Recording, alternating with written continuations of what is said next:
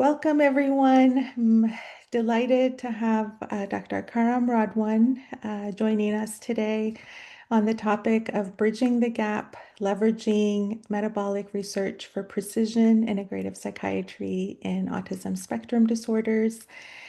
Dr. Radwan is Division Chief of Child and Adolescent Psychiatry at the University of Chicago. He received his medical degree in 1997 from the University of Damascus.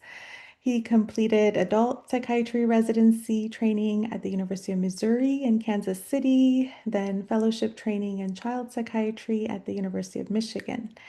Dr. Radwan serves as Distinguished Fellow of the American Academy of Child and Adolescent Psychiatry. He is also a member of the Academy of Distinguished Educators at the University of Chicago Pritzker School of Medicine. He has served as the training director for the Child and Adolescent Psychiatry Fellowship there for 17 years. His roles at the University of Chicago also include serving as director of Neurodevelopmental Disorders Clinic. His interests include the study of oxidative stress in autism and the promotion of evidence-based complementary and integrative medicine interventions in child and adolescent psychiatry. So we are really, really delighted to have him here, and I will give it over to Dr. Rodwin. Thank you, Dr. Ranjabar. Pleasure to be here. And welcome, everyone. I'm going to take you back into your biochemistry days in this presentation. So I hope you will bring that knowledge that I think most of us don't utilize day to day, but I hope that will come to life today.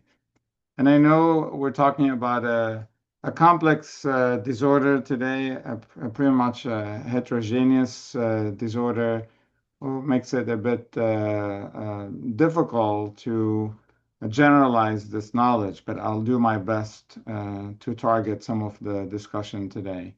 As you know, I think this group is an expert in this area that CDC has been reporting an increase in the rate of autism over the last 20 years, which is an astonishing increase that I don't think we've seen that in any other illness. Now, I know the field is split between showing that this increase is part because of the expanded criteria and including more level 1 autism, or used to be an Asperger disorder and other developmental delays into the umbrella. And some of our experts believe that it's not enough to explain this jump from 1 in 10,000 to almost 1 in 31 now in the latest 2025 CDC reporting. So all of the individual taking care of kids are seeing patients with ASD in their career. Now, we do not have any approved medication for the treatment of autism. As you know, the two approved medications, they're mainly for treatment of irritability, not really core symptoms of autism.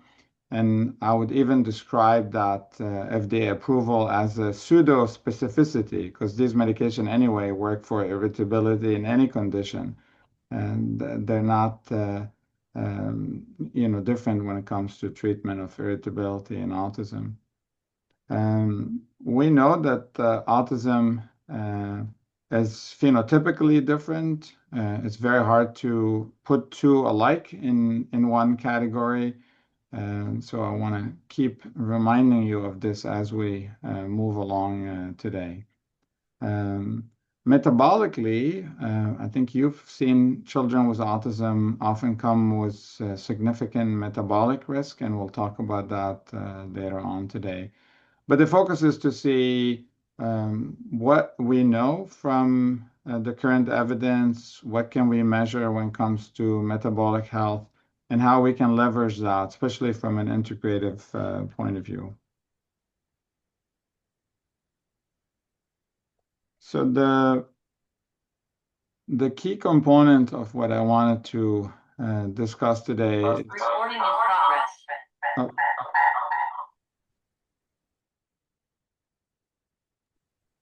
Everything's okay? Yeah. Yeah.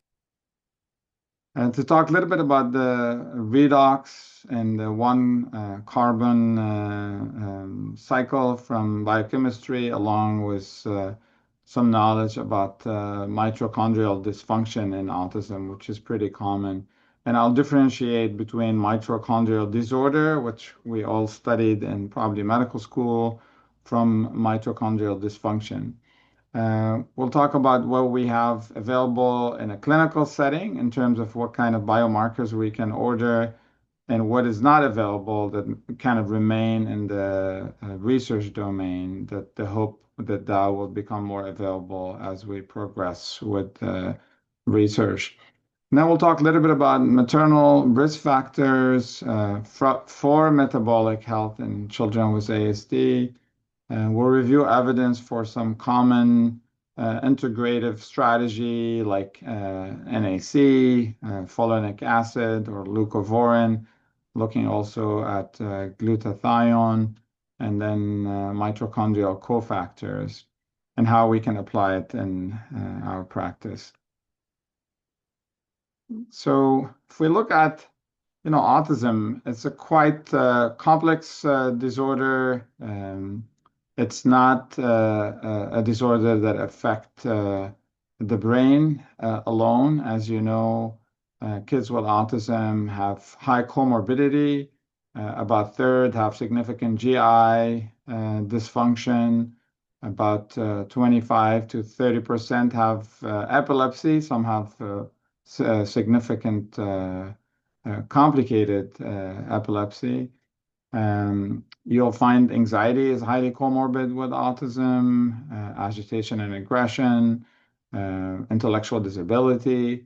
And then when we look at genetic advancement, we've done quite a bit of work in the last 2 decades, but we don't have more than 20% of cases that we see that's been linked to a specific genetic finding.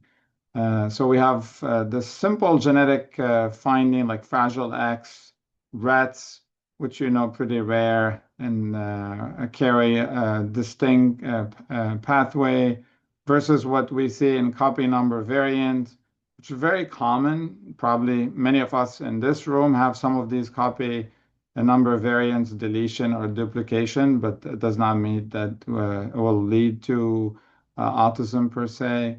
And then you have these rare variant affecting coding for certain protein that translate either in impairing certain pathways in the brain, like chunk3 has been studied extensively. And these are rare, but can have definitely a profound impact on development. We know that a third of children with autism have high level of serotonemia in the blood that correlate with severity of autism. That also make these kids often vulnerable to medication like SSRI. Like you'll see a high level of activation with SSRI, especially if you start at a higher dose and titrate fast. So in most clinic or specialized clinic, you'll see starting at a very low dose when we use SSRI, and also you'll find buspirone is widely used in specialized program because it does not cause activation. And then we'll touch briefly on some of the immune reaction linked to oxidative stress today. So it's pretty ambitious agenda, and I know we want to keep time for questions. I'll try to be brief, but I'll focus on some of these diagram and figures to help you bring this to visual memory. To move a little bit to mitochondria and kind of refresh your memory, we all inherit our mitochondria from exclusively from maternal line. Unlike nuclear DNA, maternal DNA is circular, has minimal non-coding sequence. and lacks effective repair mechanism. So in a way, it's a very vulnerable kind of system. It's a very important system, but at the same time, pretty vulnerable. Now, most people think of mitochondria as an energy grid, right? That this is how we get ATP out, and that is correct. But also, mitochondria play an important role in signaling and activating certain immune cells. So it does have quite a bit of beyond what people think of energy system. Now, what I want, can you see my mouse if I'm moving my mouse here? Yes.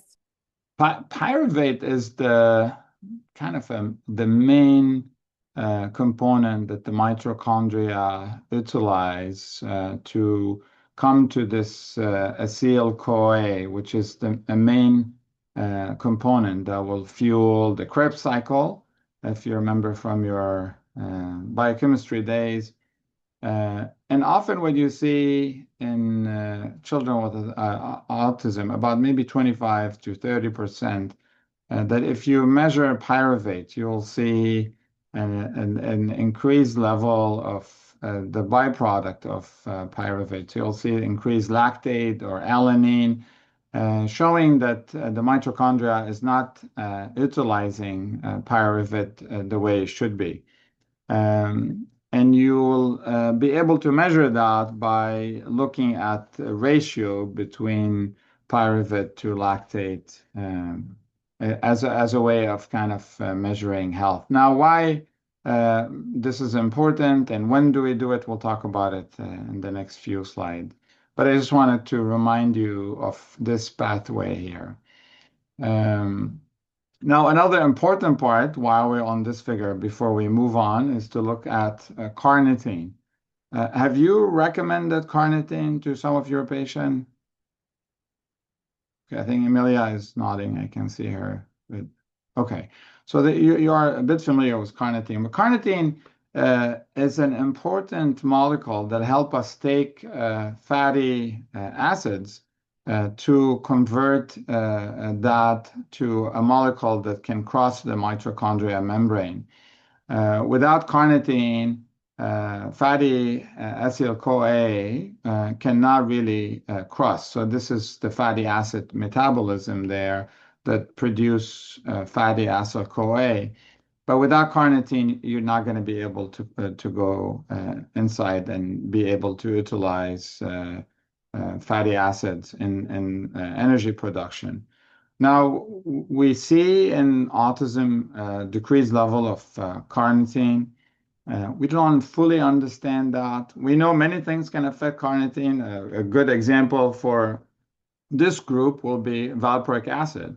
Valproic acid decreases carnitine. So if you're using valproic acid in patients, you probably expect that they'll have low carnitine. And that can, one of the explanation of why ammonia can rise sometimes in valproic acid use. Another important things to point to here, and one of often replicated in autism research, that this important enzyme that convert and help kind of produce carnitine is often found to be in the genetic of autism. There's a polymorphism kind of impairing this enzyme and making it less efficient in producing carnitine. So carnitine is an important one also to consider. So you have a glucose pathway leading to pyruvate. Pyruvate is again getting in to fuel Krebs cycle. You have another way of energy is utilizing fatty acid, and you need carnitine to get that inside the mitochondria. And then inside the mitochondria, again, this process kind of turn back acetyl coenzyme to be able to use for fatty acid oxidation here, and also use it here for Krebs cycle. The Krebs cycle will produce FADH2 and NADH, which often allow the electron transport chain And if you remember from also medical school, you have these different chain, 2, 3, 4, 5, the move kind of electron.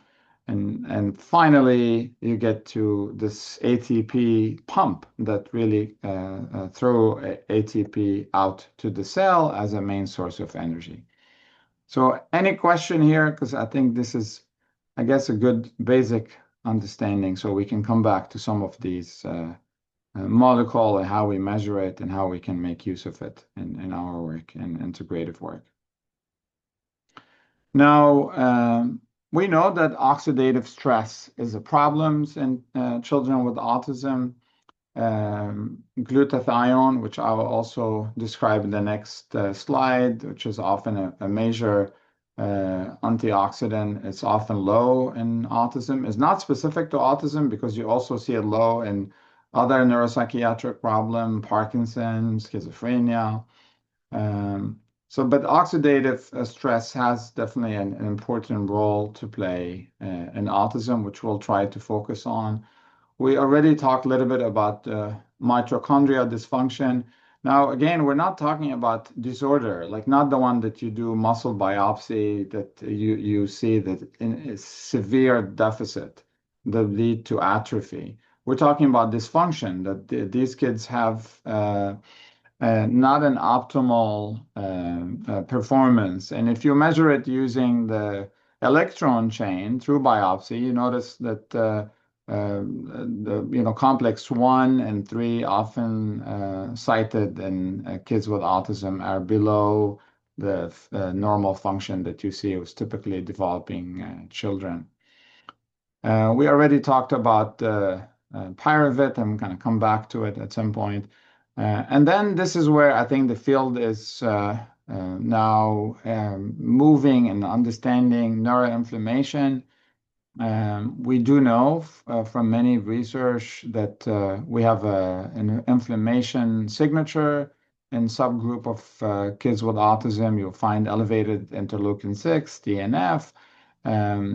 And then we are trying to also link some of that to genetic finding, but also link that to some of the maternal risk factors, especially prenatal risk factor that we'll talk about, including the role of microbiome of the mother during pregnancy and how that can really affect this neuroinflammation.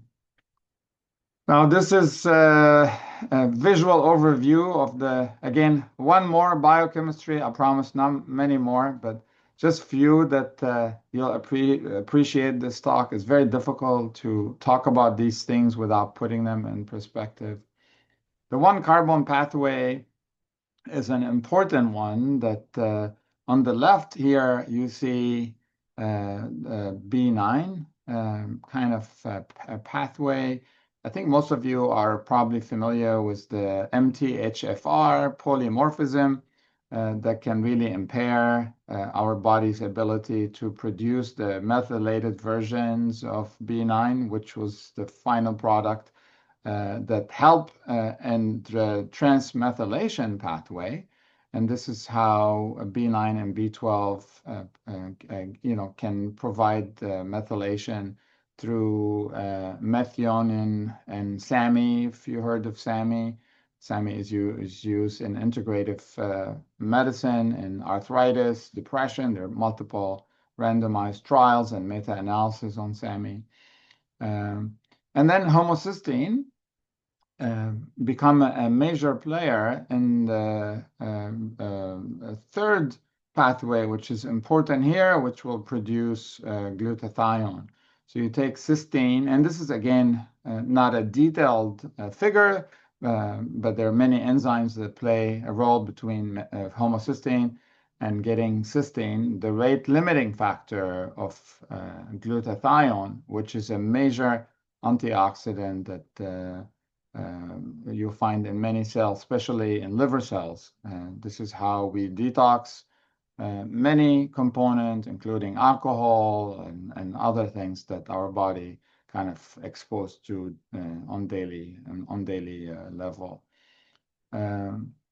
We do see in autism in some group of kids, homocysteine being low, and that could be signaling that homocysteine is used a lot to produce glutathione. There's a downstream effect on homocysteine. We also see subgroup of kids who have elevated homocysteine signaling and impaired methylation, so impaired methylation pathway that could be traced back to folate-related problems. Sometimes is riboflavin, which is also an important cofactor, a B2 that play an important role. B6 also play an important role in that pathway. So multiple vitamins and enzymes are important to maintain this balance. But this one hormone pathway is very important in medicine in general, and in psychiatry, mood disorder, and autism as well. So any question here before I move on?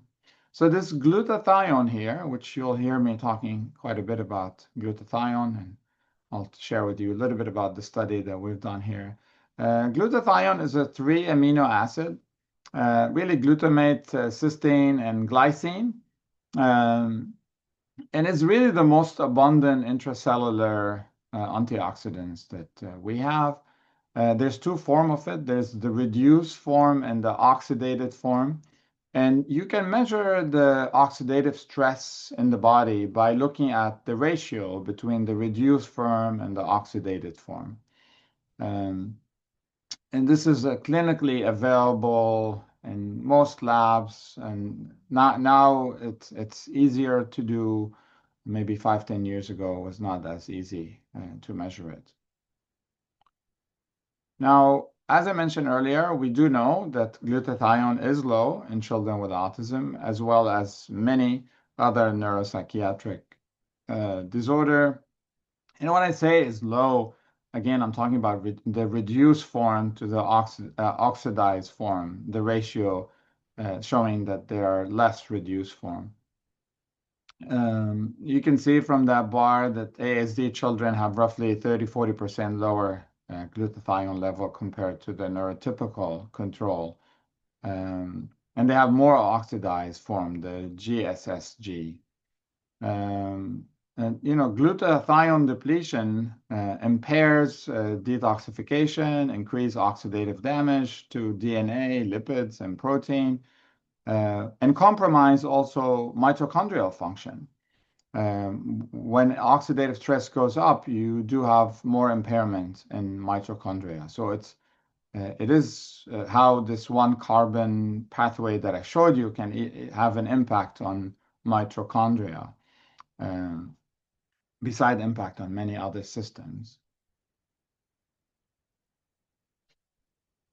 Now, some of the opportunity here for us to consider an integrative medicine is to look at this biochemical highway connecting folate metabolism to methylation and ultimately to glutathione synthesis. And the process flow from dietary folate entering as a folic acid, getting reduced to dihydrofolate, then tetrahydrofolate, and then eventually to the 5-methyl tetrahydrofolate, which donate this methyl group to homocysteine via this methionine cycle that I showed you.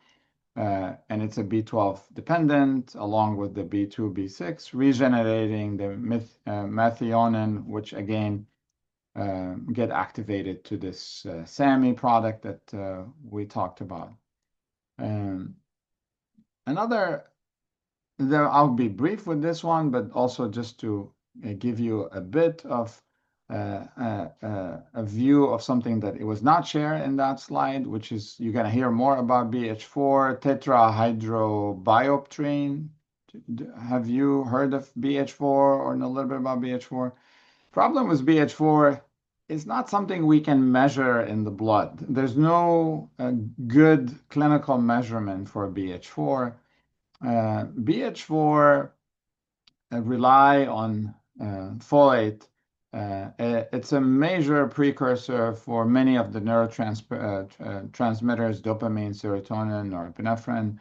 And there are many enzymes that play a role here beside the MHTFR, including the GCH1 and the DHFR. Both can have also polymorphism. Both can impair BH4 beside the MHTFR.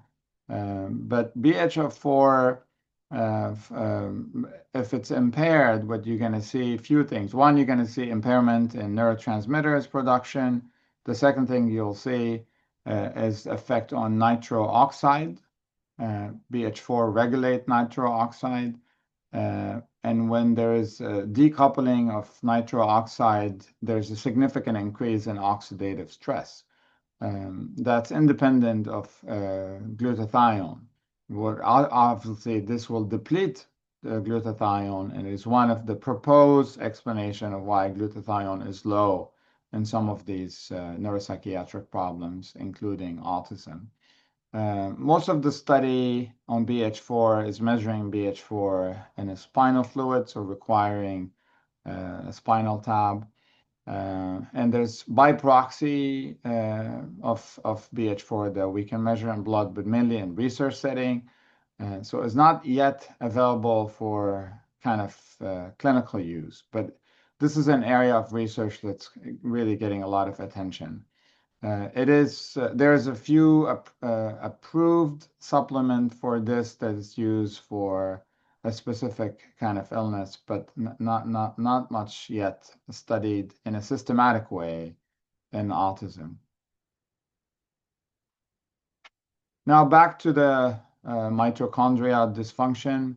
So it's very common. About 10% of children, have this. There's also, even if you don't see the ratio, the Pyruvate to lactate ratio, if you do the analysis of this electron chain, you see about 50% have deficit in their electron chain. Now, I wanted to point here that most of these studies were done by Richard Fry, who I think was in Arizona at some point. I don't know where he is now. So, it would like to see this replicated in different center to have, a better understanding and reduce the bias. Richard Fry is a well-known person who's been promoting this. But I think what should give you a clue about the importance of checking mitochondrial dysfunction, if you see a sudden regression, if a child was typically developing and there's a regression, this is where I will think about checking mitochondria, either through ordering some blood work or doing the electron chain analysis. You now have something called MitoSwab, which is not reimbursed by insurance, but it's a swab that you can do and check this micro electron chain. Beside obviously the biopsy, which insurance will pay for, but often that require finding for like hypotonia,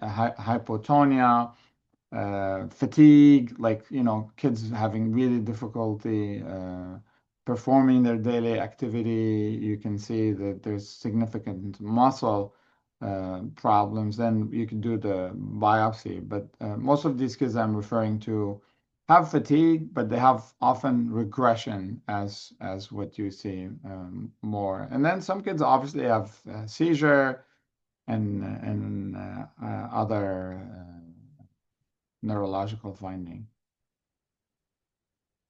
So we talked about a little bit of neuroinflammation, how we understand that, and looking at prenatal metabolic risk factors. Several risk factors been identified. One is low vitamin D level during pregnancy, elevated homocysteine level during pregnancy, which is currently not a routine test for pregnancy. It should be a routine test for high risk mothers. If a mother gave birth and had a child with autism, I think the next pregnancy should be monitored carefully. Gestational diabetes and obesity is a significant risk factor for ASD. This, in a way, could also explain in a part why we've been seeing an increased rise of autism, because we do have a well-documented increased rate of diabetes and obesity in general population, but that include also pregnant mothers.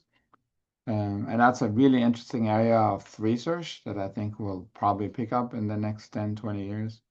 And then there's also, microbiome and placenta playing an important role. I'm going to skip this because this can take the whole time, but the University of Chicago is interested in doing a study looking at prevention work, measuring microbiome in high-risk mothers, and how that can play a role in increasing neuroinflammation in children. This is not related per se, but I felt like it's my job to mention this, that there's no evidence of, as you know, acetaminophen causing increased risk of autism. There are many studies showing that when you control for mothers who use Tylenol, you don't really see an increased risk of autism, but because they already have children who have autism. So the genetic component and other factors can be really accounted for that rather than the use of, Tylenol. But I know this got some attention, and unfortunately, some even mother felt guilty that they thought they caused autism by taking Tylenol during pregnancy. And many now will avoid using safer options like Tylenol to other options we have because of this kind of debate that should not have been part of a public debate, but should have been more like a scientific debate, looking at these studies. But fever and inflammation obviously probably pose more risk for autism than anything else in this story. Now, if you look at autism in general, children and adults with autism have much increased relative risk for cardiovascular disorder, significant increase in risk for heart disease, dyslipidemia, type 2 diabetes, or any type of diabetes. And that's important to keep in mind because this population needs more screening than your typical children that you see. And this is even without the use of like a typical antipsychotic, which further increase risk for metabolic factor in this population. So, to kind of summarize what we discussed, we do know we have genetic susceptibility that can impact some of the metabolic profile. I refer to some of the folate polymorphism like MHTFR. We also have, which we didn't really talk much about, which is the alpha receptor antibody for folate that prevent folate from crossing brain barrier. This is how folinic acid came to play. There's, some evidence for genetic susceptibility for that, but there's more evidence also linking that to more inflammation and other factors. But you could see that so many things can go wrong in all these different metabolic pathways that I described. There's a significant role of prenatal metabolic stress during pregnancy. And then you have a signature of oxidative stress in some of these kids. And again, I don't want to generalize this. Not every patient with autism will present with these type of findings. So again, this is a pretty much a heterogeneous group, but there's a subgroup. I'm talking about kids who either have a regression, and I'm also talking about profound autism. I want to be clear that most of what we're discussing here will probably be level 3 in the current ASD criteria. I'm not talking about level 1, not talking about Asperger. I'm talking about profound autism or significant intellectual disability. I think our field needs to figure out how we can have a better classification when it comes to research, to not lumping. Lumping had some benefit of getting services for kids in school, and I don't want to criticize the DSM-5, but also create a big problem for us that need to be solved. because we can't describe that heterogeneous group and put it in one place.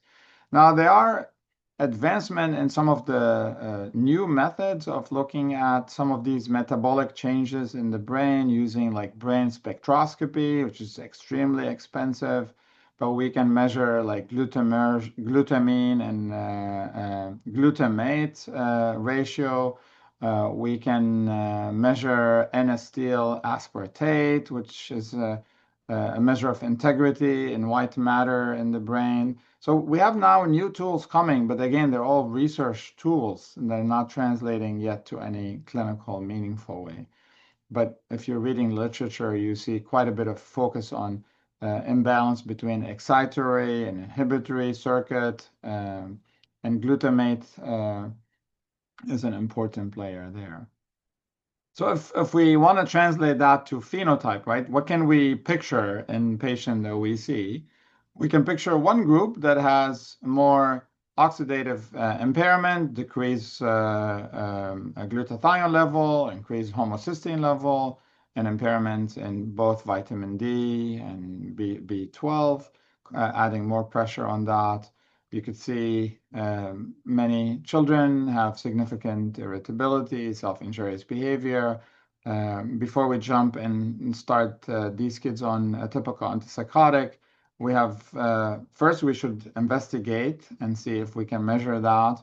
But we also have a great tool that has now been shown in 3-4 randomized controlled trial like NAC, which, NAC works by providing that cysteine, which is a rate limiting factor for glutathione. Now, there's also another mechanism related to glutamate with NAC. So it's not only through the oxidative stress pathway, but NAC has good evidence for irritability in autism. It's often used also for trichotillomania. We have John Grant here, University of Chicago, who's done many trials on NAC and trichotillomania.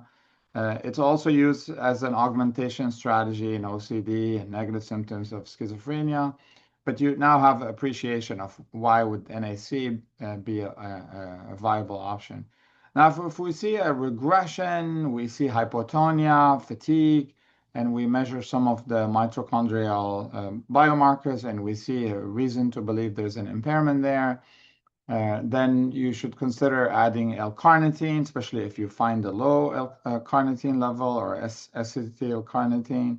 You can consider carnitine. You can consider ubiquinol, which is a Q10 or riboflavin, B2, and definitely make sure we treat sleep because sleep can also add more pressure on mitochondrial. And anyway, kids with autism have significant sleep problem.